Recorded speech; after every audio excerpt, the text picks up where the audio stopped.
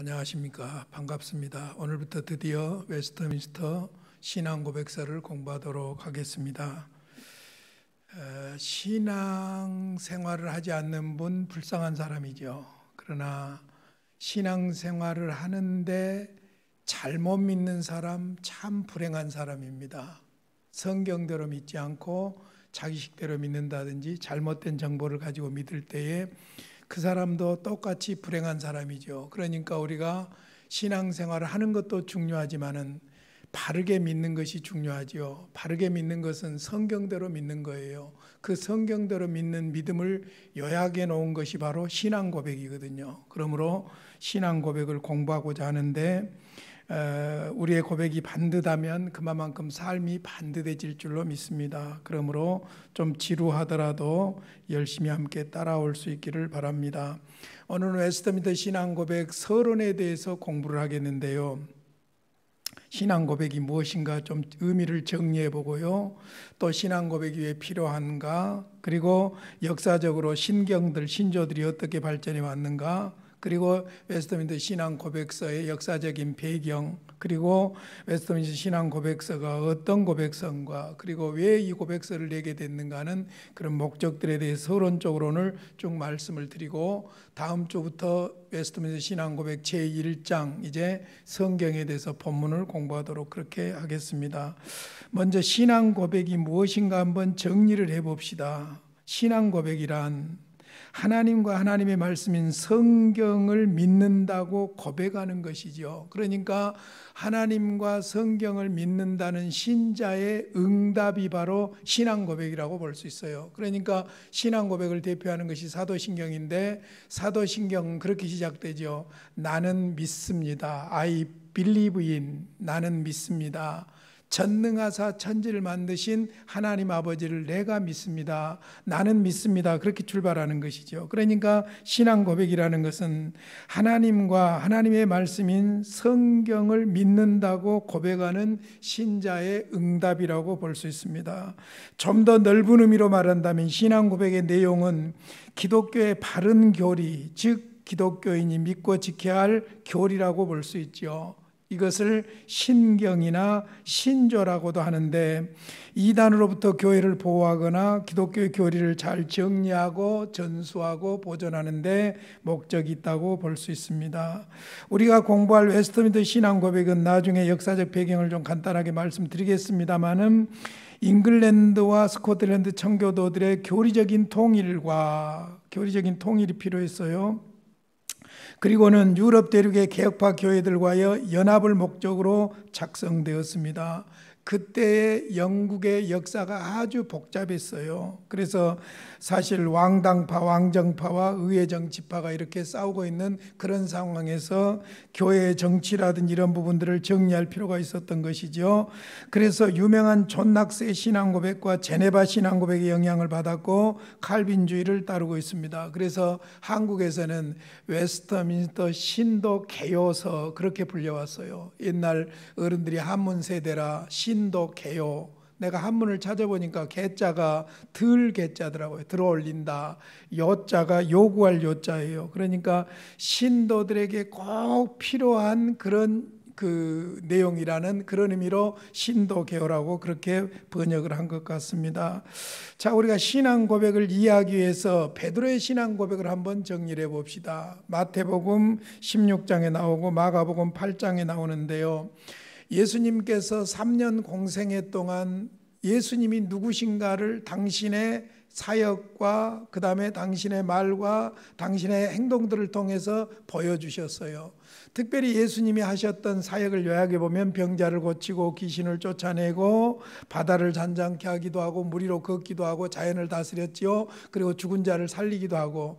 왜 이런 일들을 했냐면은 기독교는 기적의 종교라고 그렇게 말하지만은, 기독교는 병 고치는 종교라고 그렇게 말하지만은 그게 목적이 아니고 예수님이 누군가 하는 것을 예수님 자신이 증거하는 거예요. 그게 뭐냐면은 구약에 보면은 메시아 구원자가 오는데 메시아 구원자가 오게 되면 이런 일을 하게 된다고 예언이 되어 있어요. 그러니까 그 예언을 그대로 예수님이 보여주심으로 말미암아 내가 누구냐면은 구약에서 선지자들을 통해서 하나님이 약속하고 예언했던 그 구원자, 그 메시아라고 하는 것을 예수님이 증거하는 것이죠. 그리고 그 메시아의 사역은 이제 십자가에 죽으시고 부활하심으로 죄인들을 구원하시는 것이 메시아의 사명인 것이죠. 그래서 예수님께서 공생의 3년 마지막 마무리하면서 이제 제자들을 빌립보 가이사랴 지방에 데리고 가서 묻습니다. 사람들이 나를 누구라고 하더냐? 이럽디다 저럽디다 엘리야라고 합디다, 세례요한이 살아났다고 합디다, 선지자 중에 하나라고 합디다. 그러니까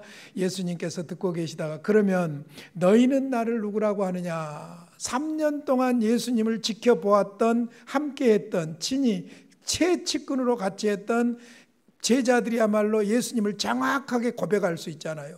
그래서 너희는 나를 누구라고 하느냐? 그러니까 이렇게 고백합니다. 마가복음에서는, 마가는 아주 짧게 이야기해요. 또 물으시되 너희는 나를 누구라 하느냐? 베드로가 대답하여 이르되 주는 그리스도시니이다. 베드로의 고백이 한 문장이에요. 주는 그리스도십니다. 그리스도라는 말이 무슨 말입니까? 구약의 히브리어로 메시아가 신약의 헬라어로 그리스도예요. 그러니까 이 말을 우리말로 표현하면 예수님은 구원자이십니다. 이게 고백이에요. 예수님은 오시기로 약속된 바로 그 구원자이십니다. 그런데 마태는 마태복음에서 좀 더 확장해서 고백하고 있는 걸 볼 수 있죠. 마태복음 16장 15절 16절입니다.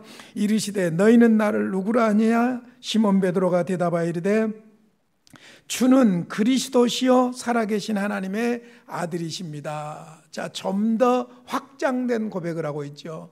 주는 구원자이십니다. 마가가 기록한 것하고 똑같아요. 그런데 마태는 이제 구약 성경을 잘 아는 유대인들을 상대로 해서 기록하고 있기 때문에 한마디를 덧붙여서 고백하고 있는데 살아계신 하나님의 아들입니다. 여기서 하나님의 아들이라는 말이 무슨 말이냐면은 하나님과 같은 분입니다. 모노게네스, 동질이라고 말해요. 그러니까 주는 구원자이시며 하나님이십니다. 그 말이에요. 하나님이십니다. 그러니까 베드로의 신앙 고백이 어떤 면에서 예수님이 최초의 신앙 고백이라고 볼 수 있는데 예수님은 구원자이십니다. 예수님은 하나님으로서 인간의 몸을 입고 오신 구원자이십니다는 신앙 고백을 하고 있는 것을 볼 수 있지요. 이것이 바로 신앙 고백이에요. 성경과 하나님에 대한 자기의 믿음을 하나님 앞에 반응하는 고백이 바로 신앙 고백이라고 볼 수 있는 것이죠. 그렇다면 왜 신앙 고백이 필요한가? 왜 신앙 고백이 요약되고 작성되고 의결돼야 될 필요가 있는가? 세 가지 관점으로 보셔야 돼요. 먼저는 어찌됐든 우리 인간적인 측면에서 필요해요. 인간의 연약함과 부족함과 이런 것들을 생각할 때. 두 번째로는 성경, 오직 성경을 위해서 필요해요. 세 번째로는 교회 사명과 관련해서 필요한 것을 볼 수가 있죠. 먼저 인간적인 필요를 한번 생각해 봅시다. 인간의 생각은 다양합니다. 그래서 오류에 치우치기가 쉽지요. 모든 점에서 서로 큰 차이가 드러납니다. 같은 공간에 같은 말을 들어도 생각이 달라요. 이런 차이가 있다는 것이죠. 따라서 가장 단순한 진리를 제시해도 생각이 제각기 다르므로 다양한 견해차가 생겨납니다. 그러므로 우리가 믿는 성경이 무엇을 가르친다고 믿는가에 대한 공동의 작성된 신앙 고백이 필요하다는 거예요. 인간적으로. 그렇지 않으면 각각 제각기 제 모습대로 믿어버리기 때문에 그렇다는 것이죠. 두 번째, 오직 성경을 위해서 필요한데 우리는 오직 하나님의 자기 계신 성경을 믿습니다. 그러니까 성경, 신앙 고백은 성경 진리에 대한 인간의 이해를 다루고 있는데 성경은 하나님에게서 왔고 해석은 사람이 하지요. 사람은 성경을 해석하고 성경이 각 문제에 대해서 가르치는 것을 결합해서 서로 일치되고 조화를 이루는 진리를 만들어내는 것이죠. 만들어내는 것이 아니라 끄집어내는 것이죠. 종합하는 것이죠. 그런 체계를 얻어내는 것이죠. 그러니까 성경대로 믿기 위해서 신앙 고백이 필요하다는 거예요. 우리 인간의 생각이나 연약함 이런 것들 때문에도 필요하지만은 성경을 성경대로 믿기 위해서 필요하다는 것이고, 그 다음 세 번째로는 성경을 위한 교회의 사명에서 필요하다는 겁니다. 하나님의 기관인 교회는 오직 하나님의 말씀인 성경만을 믿습니다. 그래서 웨스트민스터 신앙고백도 제1장이 성경에 관해서 이야기합니다. 길게 고백합니다. 여러분이 지금까지 함께 공부했던 성경 핵심 교리 조직신학 7권도 제1권이 사실은 성경에 관해서 이야기합니다. 종교란 무엇이냐? 종교에 중요한 것이 계시지요. 계시란 무엇이냐? 계시에는 일반 계시가 있는데 일반 계시만 가지고는 하나님의 구원 역사를 비밀을 알 수가 없다. 그래서 하나님이 특별 계시를 주셨다. 그 특별 계시가 무엇이냐? 바로 하나님이 자기를 계시해 주신 성경이 바로 특별 계시다. 그러니까 제1권은 성경에 관한 것이에요. 그러니까 성경이 말하는 하나님, 성경이 말하는 인간, 성경이 말하는 예수, 성경이 말하는 구원, 성경이 말하는 교회, 성경이 말하는 종말, 철저하게 성경이에요. 그러니까 하나님의 기관인 교회는 오직 하나님의 말씀인 성경만을 붙잡죠. 성경은 하나님의 자기 계시로서 하나님의 말씀이다. 그러므로 성경대로 하나님을 믿고 성경대로 구원하실 주 예수님을 믿고, 그러므로 성경대로 교회도 탄생한 거예요. 성경 위에 교회가 있는 것 아니에요. 성경에 의해서 교회가 탄생한 거예요. 그러므로 하나님의 말씀인 성경은 교회의 유일한 믿음의 규칙이지요. 교회는 성경이 가르치는 진리를 이해한 내용을 문장으로 만들어서 공표해야 할 의무가 있지요. 그래야 이단과 잘못된 신앙을 방지하고 성경적인 올바른 삶을 살아가도록 도울 수가 있는 것입니다. 그래서 신앙 고백이 필요하다. 세 가지 요소를 말씀드렸어요. 인간적으로 필요하고, 성경을 위해서 필요하고, 교회적으로 필요하다. 그렇다면 이제 역사적으로 신앙 고백서들이 어떻게 발전해 왔는가 한번 간략하게 제가 설명해 드리면, 이 교리사가 엄청나게 복잡합니다. 교회사도 중요하지만 교회사는 어떤 면에서 교리사라고 볼 수 있어요. 교리사가 엄청나게 복잡합니다. 그런데 그걸 여러분들에게 아주 간략하게 제가 정리를 해드리도록 하겠습니다. 교회 전체의 공통된 신앙을 표현하는 고대 신경들을 먼저 소개합니다. 고대 신앙 고백들, 고대 신조들. 고대 신조들이라는 말은 종교개혁 이전에 작성된 것을 말합니다. 종교개혁 이전에 작성된 것인데, 대개가 하나님에 관해서 삼위일체 하나님, 그 다음에 그리스도의 인격에 대해서 확실하게 고백하고 있는 것을 볼 수 있습니다. 첫 번째가 우리가 예배 때마다 지금 고백하고 있는 사도신경이죠. 사도신경을 암송하는 것이 아니라 사도신경으로 우리의 신앙을 고백하는 것이지요. 자, 사도신경이라고 하니까 사도들이 고백했다 혹은 사도들이 작성했다 그렇게 생각이 쉬우는데, 시작은 사도적인 요소가 있지요. 왜냐하면 성령님이 오시고 나서 사도들에 의해서 복음이 선포되었기 때문에, 교회는 사도들에게 뿌리를 두고 있기 때문에 사도적인 근간이 됩니다. 그러나 사도들이 쓴 것이 아니고 개교회들의 신앙 고백들을 토대로 점진적으로 계속 형성되어 왔습니다. 이것이 완성된 것은 2세기 말경으로 봅니다. 어떤 사람들은 사도신경은 천주교의 산물이다 그렇게 오해하는 사람들이 있어요. 왜 그러냐면은 2세기경에 됐으니까 소위 종교개혁 이전은 캐톨릭으로 본다고 생각을 하기 때문입니다. 그러나 그렇지 않습니다. 예루살렘의 성령의 오심으로 말미암아 시작된 교회를 우리는 초대교회 기독교라고 그러지 천주교라고 말하지 않습니다. 다만 기독교가 쭉 오다가 중세시대에 와서 로마 캐톨릭이 기독교의 본질에서 이탈해버린 거예요. 그리고 종교개혁은 이탈해버린, 성경에서 이탈해버린 기독교를 다시 성경으로 돌려놓는 것이 종교개혁이에요. 그러니까 뭐 큰 집이다 작은 집이다는 개념도 전통과 뿌리를 생각해야죠. 내가 늘 하는 말이지만은, 제가 옛날에 목포에 살 때 우리 동생이 강주에 사니까 나보다 더 좋은 집에 살고 큰 집에 살고 그러니까, 강주에 있는 동생 집을 큰 집이라고 하면 그건 가만 안 두죠. 내가 아무리 초막 오두막에 살아도 내가 형이요, 장손이요, 장남이에요. 그러니까 어떤 전통, 혈통, 뿌리에 의한 것이라고 본다면은 성경적인 교회가 기독교거든요. 그러니까 중세교회는 성경에서 이탈되어 버렸기 때문에 성경으로 다시 돌리는 것이 종교개혁이고, 그러므로 개혁교회가 교회라고 볼 수도 있는 것이죠. 그런 측면에서 사도신경을 천주교의 산물이라고 보는 것은 잘못된 것이다. 그래서 우리는 지금도 이 사도신경을 근간으로 하고 있어요. 그래서 여러분 보시면은 웨스트민스터 대소요리 문답이나 우리가 이미 공부했던 그 하이델베르그 요리 문답이나 전부 그 중심이 뭐하고 관련 있냐면은 성도의 삶으로서의 십계명과 그 다음에 우리가 믿는 바를 고백하고 있는 사도신경에 대한 강해라고 볼 수 있는 거예요.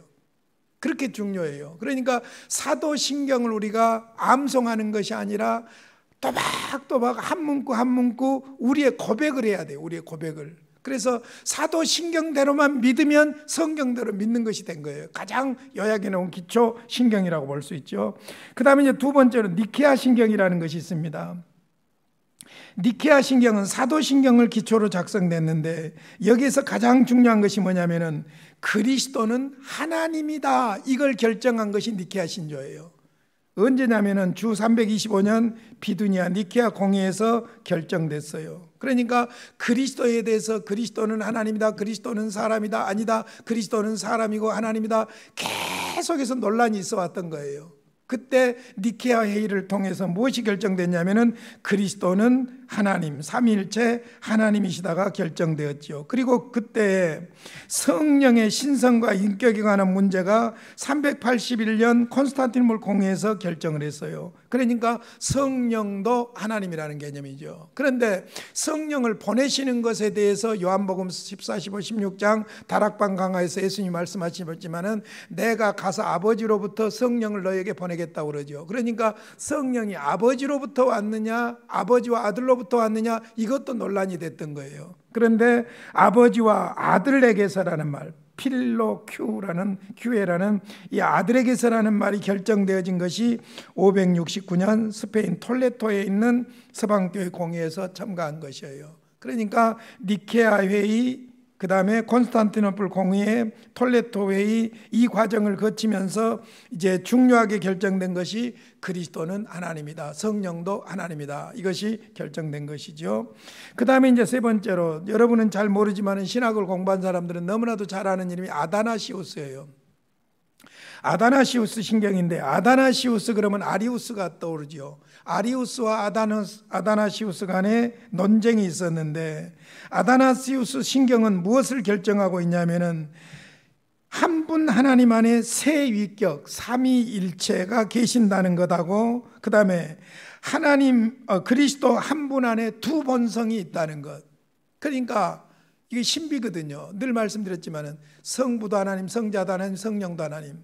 분리할 수 없고 나눌 수 없고 합칠 수 없고 신비예요. 신비. 셋인데 하나예요, 하나인데 셋이에요. 이것이 결정된 것이 바로 아다나시우스 신경이에요. 그 다음에 예수님은 누구냐? 이 교회도 기독론에서 문제가 생겼지 않습니까? 이전에. 자, 무엇이냐면은 예수님은 사람이다, 그래도 이단이에요. 예수님은 하나님이지 사람이 아니다, 그래도 이단이에요. 예수님은 사람하고 하나님하고 섞어놨다, 그래도 이단이에요. 그러면 어떻게 되느냐? 예수님은 참 하나님인데 참 사람이다, 이게 진리예요. 근데 예수님은 참 하나님 100% 플러스 참 인간 100% 이꼬르 200%가 아니라 100%예요. 이게 중요한 거예요. 그러니까 예수님을 인간이라고만 말해도 안 되고 예수님을 신이라고만 말해도 안 돼요. 예수님은 참 하나님이시고 참 사람이에요. 왜 그래야만 했느냐? 그게 바로 우리를 구원할 중보자의 자격이에요. 그래서 예수님은 동정녀를 통해서 태어난 것이 필요한 거예요. 성령으로 잉태되고 동정녀를 통해서 태어날 수밖에 없었던 것이 바로 그것이죠. 그래서 아다나시우스 신경은 바로 아주 중요한 것이 그리스도는 참 하나님이고 참 사람이다, 이걸 결정짓는 것이 바로 아다나시우스 신경이었어요. 그래서 사도신경, 니케아 신경, 아다나시우스 신경, 사도신경만 알아도 돼요.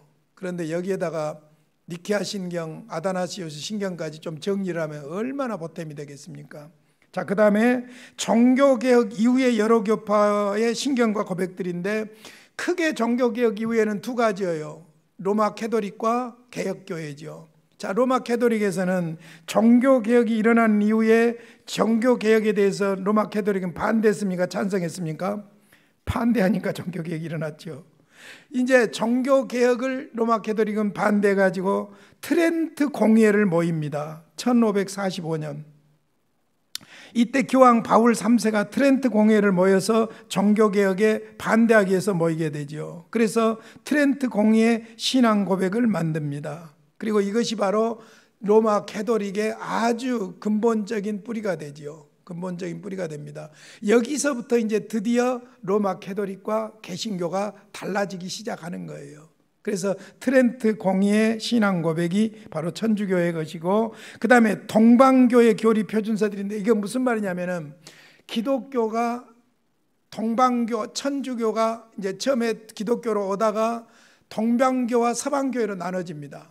동방교와 서방교요. 그 다음에 이제 서방교회에서 소위 이제 개신교가 분열되어지는, 개신교로 나눠지는 것을 볼 수 있죠. 그런 의미에서 동방교회는 동방교회대로 모길라스 정통 고백이라든지 겟나디우스 고백서 같은 것들을 만들게 됩니다. 자, 그 다음에 이제 종교 개혁자로 유명한 루터교에서는 루터교의 고백서들이 있는데, 아우구스부르크 고백서가 있어요. 루터와 루터의 제자인 멜랑이톤이 만들었습니다.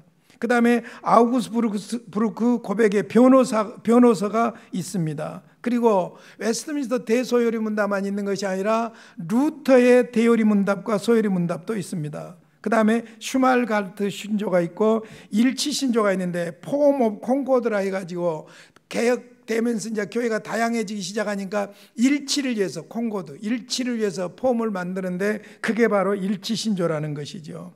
그 다음에 이제 루터교보다 완벽하게 교회를 개혁했다고 볼 수 있는 칼빈주의 교회 고백서들이 있습니다. 이것이 이제 우리가 집중해야 될 고백서들이에요. 먼저 제2 스위스 고백서가 있습니다. 볼링거가 준비를 했어요. 1564년입니다.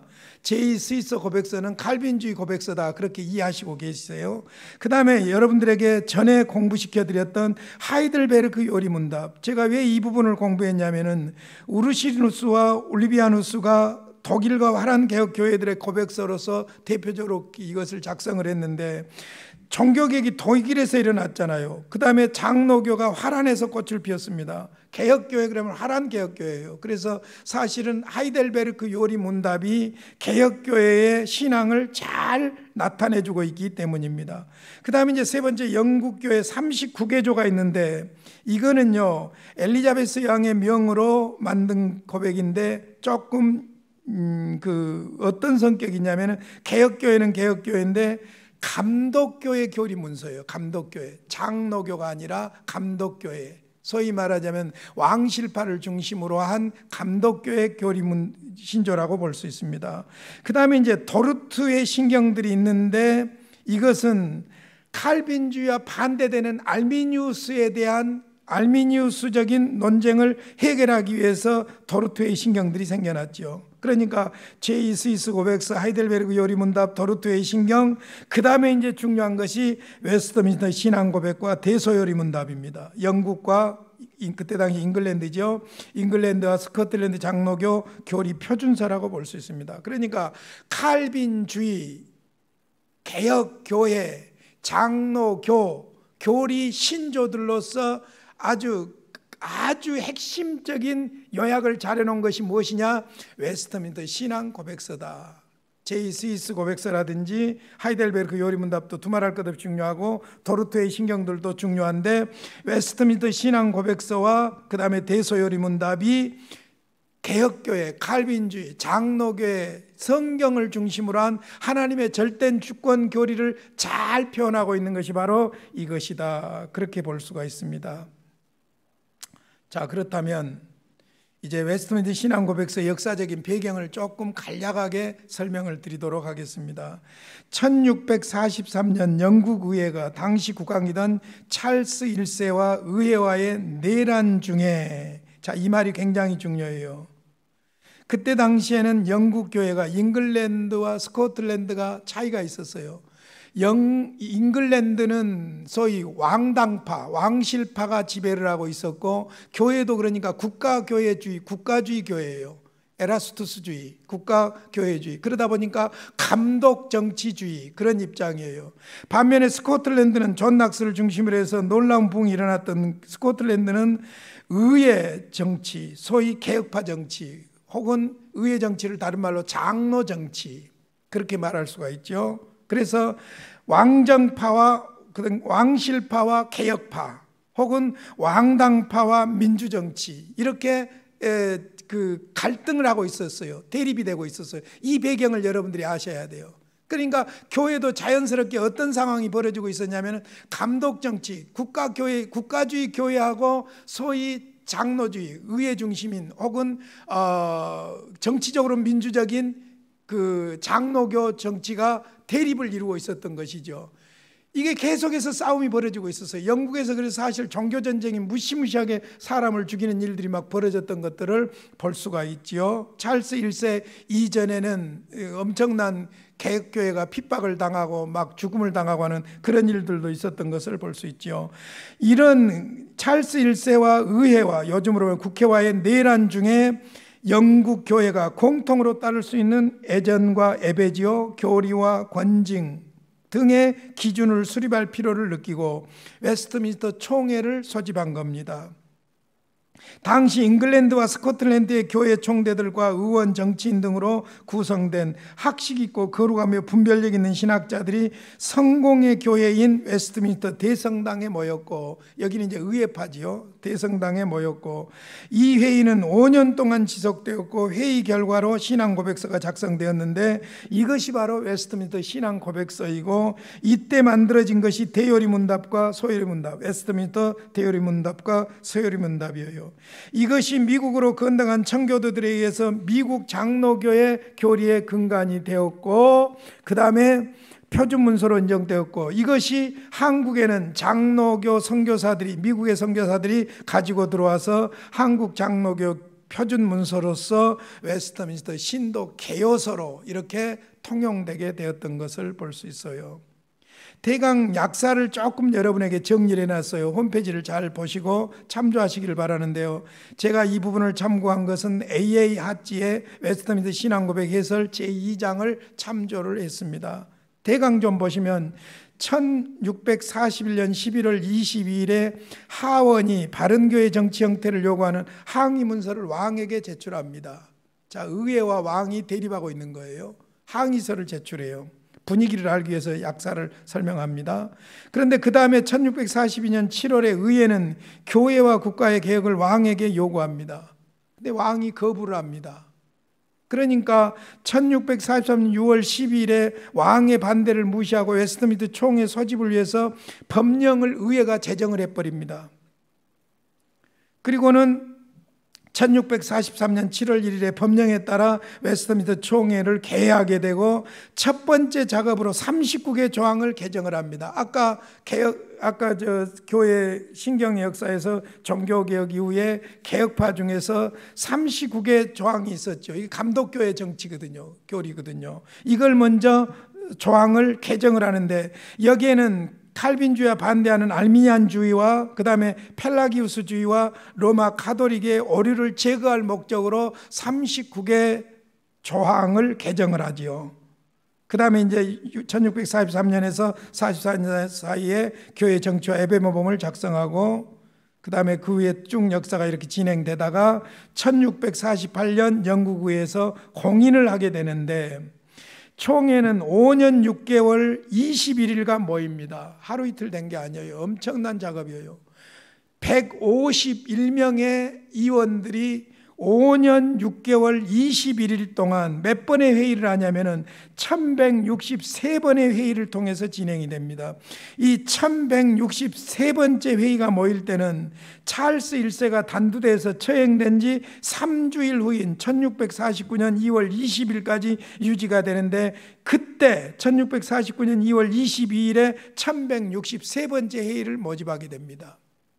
이렇게 엄청난 작업이 바로 웨스트민스터 신앙 고백서였어요. 자, 그 다음에 이제 한국 교회와 웨스트민스터 신앙 고백서를 한번 보도록 하겠습니다. 자, 한국에서는 우리가 주로 12신조, 웨스트민스터 신앙고백서, 웨스트민스터 대요리문답, 웨스트민스터 소요리문답, 이것을 우리 한국교회가 신앙고백으로 지금 받아들이고 있잖아요. 이 내력을 좀 설명해 드릴게요. 1907년 중요한 해입니다. 장로교회는 동로회를 조직합니다. 이것이 바로 한국 장로교회 최초의 총회라고 볼 수 있어요. 총회를 조직할 수가 없어요. 노회만 일단 조직을 한 거예요. 동로회라고 그럽니다. 그때 장로교회 신앙적 기준으로 12신조를 공부합니다. 우리 헌법 맨 앞에 보면 12신조가 나와 있어요. 이 12신조는 인도 장로교회의 12신조를 서음만 바꾸고 나머지는 그대로 채용한 것인데, 그러면 인도 장로교회의 12신조는 어디서 온 것이냐? 1890년에 작성된 영국 장로교회 24개 신조를 요약한 것입니다. 그런데 이 동로회가 12신조를 채택을 했는데 웨스트민스터 신앙고백서를 교회에서 가르치도록 언급은 했지만은 총회적 차원에서 공적으로 채택하지는 않았습니다. 그래서 한국 장로교회는 12신조의 미흡함을 극복하기 위해서 1960년에서 70년대에 들어오면서 교회론의 체계를 가장 완벽하게 정립하고 있는, 교회 정치 문제 그러면 웨스트민스터 신앙고백서예요. 그러니까 웨스트민스터 신앙고백을 각 교단마다 총회적으로 채택하기를 시작합니다. 1963년에 맨 먼저 예장 합동총회가 헌법에 공식적으로 채택을 하고 1968년에 예장 통합이 받아들이고 1972년에 고신측, 74년에 대신측이 채택을 하게 됩니다. 그런데 이제 문제가 생겨요. 1970년입니다. 1970년대 미국 연합장로교회가 웨스트민스터 신앙고백을 폐기하고 칼 바르트, 자, 이름이 중요해요. 칼 바르트를 신정통주의라고 합니다. 신정통주의. 정통이라고 말하는데 정통이 아니에요. 쉬운 예를 하나 들어볼게요. 칼 바르트도 성경은 하나님의 말씀이다라고 가르쳐요. 우리는 기록된 성경 자체가 바로 하나님의 말씀이에요. 그런데 칼 바르트 같은 경우는 어떻게 의미적으로 해석을 하냐면, 성경이 나에게 와서 닿아서 감동을 줄 때 하나님의 말씀이라는 거예요. 여러분, 하늘과 땅 차이입니다. 그러면 바꿔서 말해보면 감동이 없으면 하나님 말씀이 아니라는 이야기가 되는 거 아니에요? 그러니까 성경이 나에게 감동을 주든지 안 주든지, 나에게 어떤 영향을 끼치든지 안 끼치든지 기록된 성경은 하나님의 말씀이에요. 우리는 그렇게 믿어요. 근데 칼 바르트는 그렇게 말 안 해요. 이게 이제 무서운 것이 뭐냐면은, 칼 바르트가 정통을, 소위 칼 바르트는 누구냐면 독일에서 일어난 자유주의 신학자들의 제자예요. 그러니까 하르낙이라든지 자유주의 신학자들이 성경을 문서설로 몰아가고 이런 상황에서 칼 바르트가 자유주의 신학자들의 마당에다 폭탄을 던졌다고 그래요. 왜 폭탄을 던졌다고 그러냐면은 정통을 부짓고 나왔기 때문이에요. 그런데 정통은 정통인데 정통이 아니에요. 그래서 네오 오도독스, 신정통이라고 그러는 거예요. 그래서 사실은 칼 바르트가 이 신정통주의 칼 바르트 신학이, 칼 바르트의 교의 신학이 유명한 책인데요. 그 책이 어디서 나왔냐면 신학교 강의실에도 나온 거 아니에요. 조그만 시골교회에서 목회하면서 나온 거예요. 왜 그런 줄 아십니까? 여러분, 여기에 이제 신학자가 얼마나 중요한가 하는 것을 알 수 있는데, 신학교에서 학문적으로 가르치기만 하는 걸 할 때는 자유주의 신학자들을 따라요. 그런데 목회 현장에서 목회를 해보니까 성경은 하나님의 말씀이라는 것이 믿어지지 않으면 사람을 살릴 수가 없는 거예요. 그러니까 정통을 들고 나와요. 그런데 정통을 들고 나오는데 칼 바르트가 스승들에게 배운 자유주의 신학을 버리지를 못하는 거예요.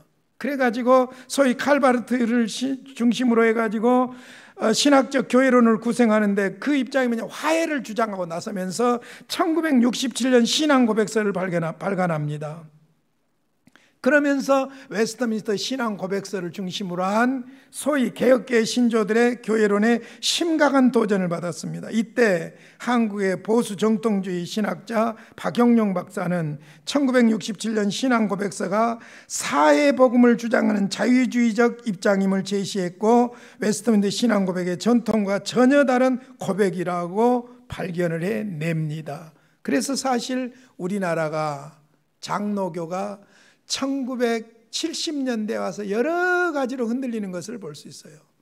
그래서 여러분들이 이제 우리가 통합하고 나눠진 것, 기장하고 나눠진 것, 이런 것들이 전부 이 영향에서 벌어진 일이라는 것을 이해할 수가 있습니다. 자, 이제 시간이 없으니까 웨스트민스터 신앙 고백서의 탁월함에 대해서 한 3가지 정도 말씀을 드리겠습니다. 첫째로는 정확하고 포괄적입니다. 이건 균형이에요, 균형. 정확한 것도 중요하고 포괄적인 것도 중요해요. 포괄적이면서도 정확해야 돼요. 이 양면성이 갖춰져야 되는데, 엄밀한 신학 체계 아래 거룩한 진리를 체계적으로 설명하고 있고, 체계성과 완결성의 관점에서 볼 때 완벽에 가까운 신앙 고백입니다. 그러니까 정확하고 포괄적이다. 두 번째, 작성자들의 학식과 경건의 문제입니다. 작성자들의 탁월한 지식과 능력을 갖춘 목회자들이었다. 이때 웨스트민스터 신앙 고백을 작성하게 된 위원들이 몇 명이냐면 151명이거든요. 그런데 어떻게 151명이냐면 상원 의원이 10명입니다. 하원 의원이 20명입니다. 그래서 의원들이 30명이에요. 거기다 중요한 것은 성직자가 121명이에요. 합해서 151명입니다. 그런데 이때의 성직자들은 초기 기독교 시대부터 자신들이 살던 시대에 이르기까지 역사에 대한 지식에 정통한 사람들이에요. 그래서 그들이 각 시대 각 나라에서 교회를 혼란에 빠뜨렸던 논쟁의 주제들과 이단 사상을 엄밀하고 정확하고 침착한 판단의 결과로 이 신앙 고백서를 작성해냈다는 것이죠. 세 번째, 사고와 언어가 놀라울 정도로 정확하다는 것입니다. 이분들은 모든 논증을 3단 논법 형태로 발전시키는데 익숙했고, 용어를 사용하는 데 있어서도 구체적으로 예를 내가 시간이 없어서 다 못 드립니다만, 예정이라는 용어라든지 이런 용어들을 사용함에 있어서 아주 신중하게 사용을 했던 것을 볼 수 있습니다. 그 다음에 네 번째로 중요한 겁니다. 이것은 교회와 국가의 권한을 서로 조정하거나 지지해 주는 개념을 내포하는 원리들을 명확하고 분명하게 진술하고 있습니다. 그러니까 교회와 국가의 관계, 왕당파와 의회파가 싸우는 영국의 상황을 잘 이해해 보시면 알아요.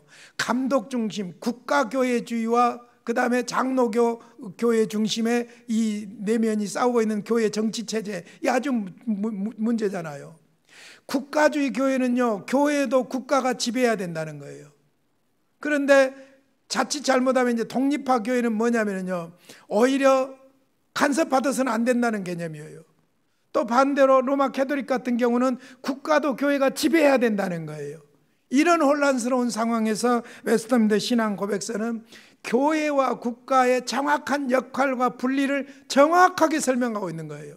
그래서 하나님의 것은 하나님에게, 가이사 것은 가이사에게 하는 이 거룩한 원칙에 입각해서 국가와 교회와의 관계를 정확하게 정리해 준 것이 바로 이 웨스트민스터 신앙 고백서라고 볼 수 있습니다. 자, 시간이 없으니까 마지막으로 웨스트민스터 신앙 고백서의 목적입니다. 진리 중심의 공동체를 만들기 위한 것이고, 진리를 기준하기 위한 것이고, 이단을 배격하기 위한 것이고, 올바른 생활을 하기 위한 것이라고 볼 수 있는데, 제가 참고하고 있는 유명한 로버트 쇼의 웨스트민스터 신앙 고백 해설에 보면, 로버트 쇼는 웨스트민스터 신앙 고백 해설에서 이 신앙 고백의 목적을 다음과 같이 말했습니다. 한번 읽어드림으로 말씀을 마무리하려고 합니다. 마지막 부분입니다. 자, 그들은 단지 교황주의를 물리치는 것만을 목표로 삼지 않았다. 그들은 참된 교회를 정화하고 강화하고 연합시켜 모두가 힘과 열정을 하나로 규합해 구원자의 명령을 기쁨으로 수행하고 모든 민족을 가르치며 하늘 아래 있는 모든 피조물에게 영원한 복음을 전할 수 있기를 바랐다. 단순히 교황주의에 대적한 것이 아니었다는 거예요. 참된 교회를 정화하고 강화하고 연합시켜서 구원자의 명령을 기쁨으로 수행하고 모든 민족을 가르치며 하늘 아래 있는 모든 피조물에게 영원한 복음을 전할 수 있기를 바랐다. 그러니까 무슨 말씀이냐면, 성경대로 믿게 하고 성경대로 믿어서 하나 될 뿐만 아니라 우리 주님이 주신 절대 명령대로 모든 민족을 제자 삼기 위한 이 목적을 위해서 웨스트민스터 신앙 고백서가 작성되었다. 그렇게 볼 수 있습니다. 참고로 여러분에게 말씀드리는 것은 아주 두꺼운 책들인데, 제가 참고하고 있는 것은 로버트 쇼의 웨스트민스터 신앙 고백 해설, 그 다음에 유명한 찰스 하치, AA 하치 부자가 아닌데 AA 하치의 웨스트민스터 신앙고백 해설과 그 다음에 RC 스프로울의 웨스트민스터 신앙고백서, 이 세 권을 제가 참고하고 있다는 것을 말씀드립니다. 이제 다음 주일에는 드디어 웨스트민스터 신앙고백서 제1장 성경에 대해서 말씀을 드리겠습니다. 아주 중요한 부분이죠. 제1장 1항부터 이제 웨스트민스터 신앙고백서 본문을 여러분에게 설명해 드리도록 하겠습니다. 고마우신 아버지, 은혜와 사랑을 감사합니다.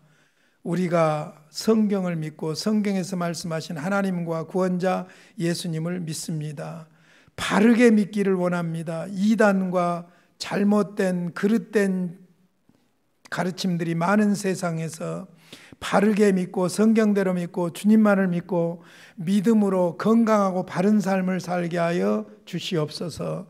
웨스트민스터 신앙 고백서를 강의하는 동안 성령께서 스승이 되어 주시옵소서. 예수님의 이름으로 기도하옵나이다. 아멘.